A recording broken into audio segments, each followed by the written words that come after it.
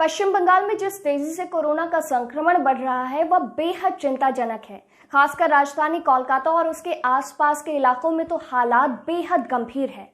आंकड़े खुद अपनी कहानी कहते हैं। रविवार देर रात तक 24 घंटे के दौरान करीब 16,000 नए मामले आए और 57 लोगों की मौत हो गई।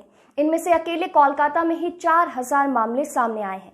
2 सप्ताह पहले जहां राज्य में दैनिक संक्रमण 8,398 और मौतों की संख्या औसतन 10 थी, वहीं 2 सप्ताह में यह कई गुना बढ़ गई है। पहले रोजाना अगर 100 लोगों की जांच होती थी तो एक व्यक्ति पॉजिटिव निकलता था।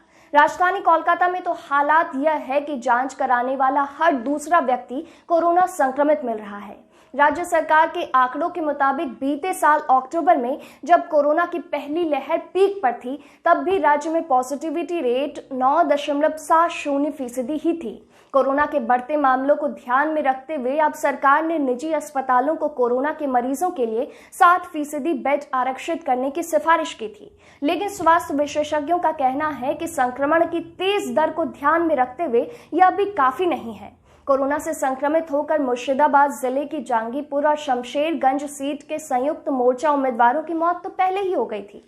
अब ताजा मामले में उत्तर 24 परगना जिले की पानीहाटी सीट, जहां 22 अप्रैल को मतदान हुआ, वहां के टीएमसी उम्मीदवार काजल सिन्हा की मौत भी इसी संक्रमण की वजह से हो गई और कम से कम 1 दर्जन उम्मीदवार इसकी चपेट में है। राज्य में फिलहाल ऑक्सीजन की किल्लत तो नहीं है, लेकिन स्वास्थ्य विशेषज्ञों का कहना है कि खाली सिलेंडरों का भारी अभाव है। लोग आतंकित होकर मुंह मांगी कीमत पर सिलेंडर खरीद कर अपने घर में स्टॉक कर रहे हैं। नतीजतन ऐसे खाली सिलेंडर 25 से 40,000 रुपए तक में बिक रहे हैं। वहीं मुख्यमंत्री ममता बनर्जी ने केंद्र सरकार पर बंगाल के ऑक्सीजन को उत्तर प्रदेश भेजने का आरोप लगाते हुए कहा कि यहां तैयार होने वाले ऑक्सीजन को पहले राज्य में ही इस्तेमाल करने की अनुमति दी जानी चाहिए।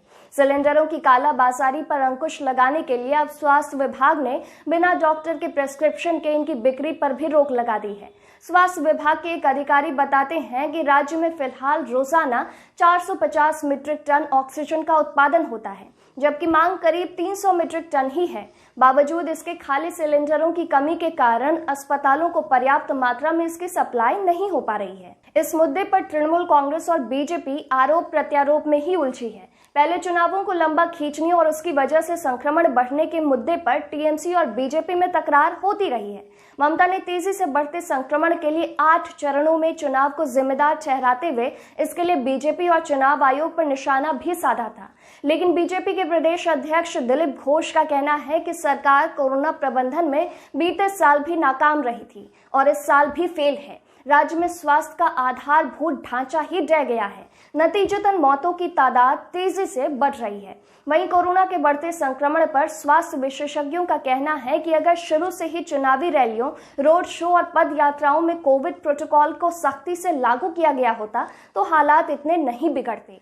3 उम्मीदवारों की मौत और दर्जनों उम्मीदवारों और नेताओं का संक्रमित होना इस बात का सबूत है कि बंगाल में संक्रमण बढ़ाने में चुनावी रैलियों और रोड शो का बहुत बड़ा हाथ है। अब भी 29 अप्रैल को आखिरी चरण का मतदान होना है।